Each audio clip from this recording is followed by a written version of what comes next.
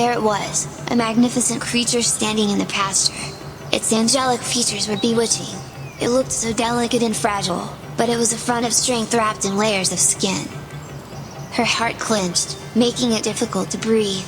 She had seen this creature before. It was her. It had her mother's face, her eyes, the same dark brown.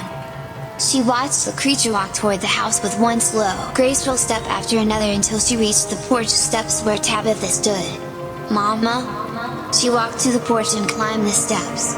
"Tabitha, I'm here." She sounded like her mother. Determined brown eyes locked on Tabitha's.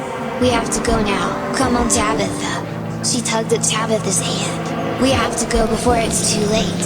"Go where?" Tabitha asked. Her mother shook her head. "We have to go now," she yelled.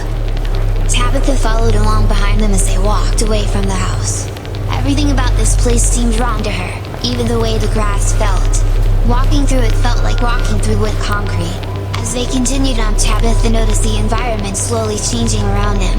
The scenery was shifting to that of a swamp under an overcast sky. Tabitha saw images of water lilies fighting in the dark, and she caught glimpses of animals, alligators and snakes.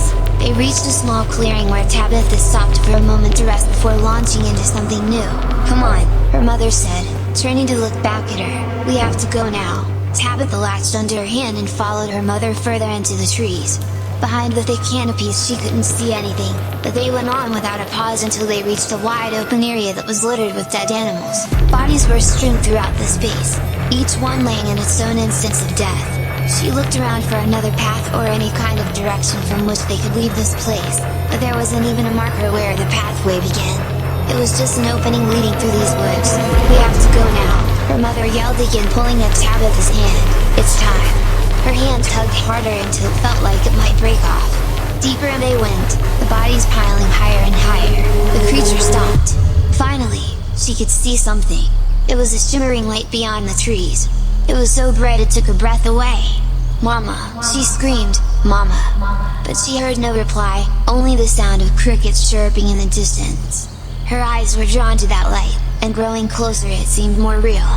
And then suddenly it was there, beckoning her to come closer. Tabitha couldn't fight the pull any longer. She had to know what it was that she was seeing. She turned around for one last glance at the creature before stepping forward. Its face was stoic and expressionless, but within the depths of its eyes was a sadness that mirrored her own. It reached out with one hand toward Tabitha, and it pushed,